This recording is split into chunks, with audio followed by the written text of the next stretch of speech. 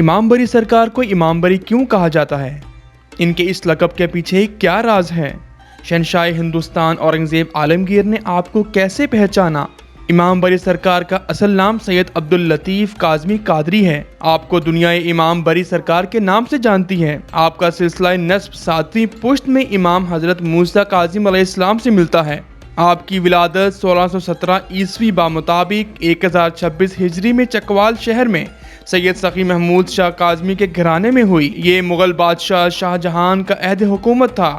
آپ کے والد پورے خاندان سمیت چکوال سے ہجرت کر کے اسلام آباد نوائی گاؤں کلاں تشریف لے گئے۔ اب اس شہر کو آپ پارا کے نام سے پکارا جاتا ہے۔ آپ کے والد کا دربار بھی اسی شہر میں موجود ہے۔ بری بادشاہ، بری سلطان اور امام بری کے القاب آپ کو دیے گئے ہیں۔ یہ القاب آپ کو کیسے ملے؟ امام بری سرکار ابتدائی تعلیم حاصل کرنے کے بعد فقہ، حدیث، ریاضی و علم طب کے علوم پر دسترت حاصل کرنے کے لیے سفر کیا اور آپ اٹک تشریف لے گئے۔ وہاں سے تعلیم حاصل کرنے کے بعد جب آپ کی ملاقات سید جمال اللہ حیات المیر جو غوث اعظم کے پوتے تھے ان سے ہوئی، آپ نے ان کی کرامات اور الفت محبت کی بغا سے متاثر ہو کر انہیں مرشد مان لیا۔ بس مرشد ملنے کی دیر تھی۔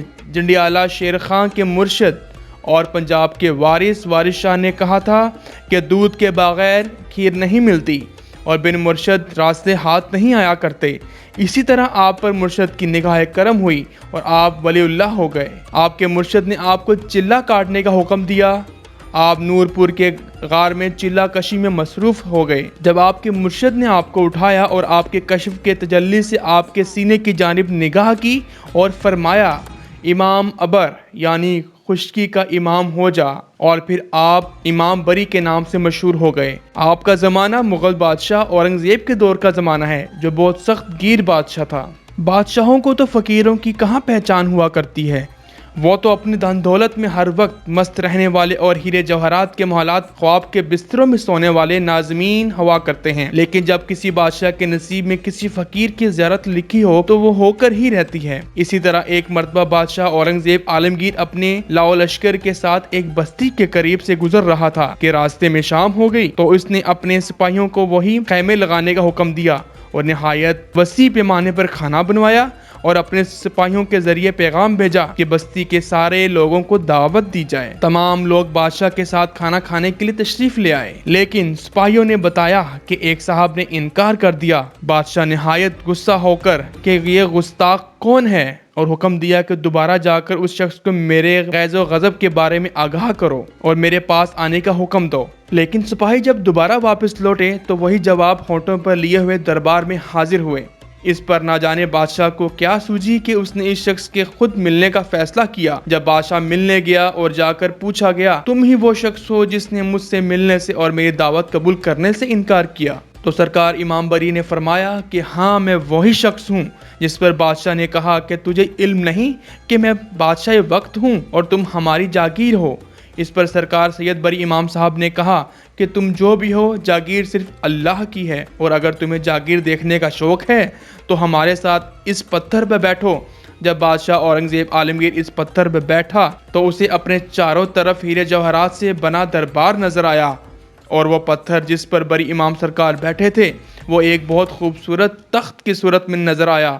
تو اورنگزیب عالمگیر سید امام بری سرکار سے بولے کہ معاف کیجیے گا، میں نے آپ کو پہچانا نہیں تھا، اس لیے آپ کے ساتھ گستاخی کر بیٹھا تھا۔ یہ سن کر امام بری سرکار نے اورنگزیب کو معاف کر دیا اور اس کے حق میں دعا بھی فرمائی۔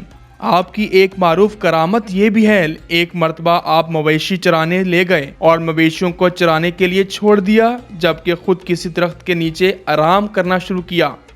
آپ کے مویشی ایک آدمی کی فصل میں داخل ہو گئے اور اس نے جا کر آپ کے والد سے شکایت کی۔ آپ کے والد نے اس کی بات سن کر کہا ہمارے مویشیوں نے تمہاری فصل کو کوئی نقصان نہیں پہنچایا۔ اس پر اس آدمی نے کہا حضور آپ خود چل کر دیکھ لیں۔ وہ شخص جب سید امام بری سرکار کے والد کے ساتھ کھیتوں کی جانب آیا تو اس نے ایک اور ہی نظارہ دیکھا۔ اس نے دیکھا کہ سارا منظر ہی بدل چکا ہے، فصلیں تو اسی طرح لہلہا رہی ہیں اور کسی مویشی نے انہیں ذرا بھی نقصان نہیں پہنچایا۔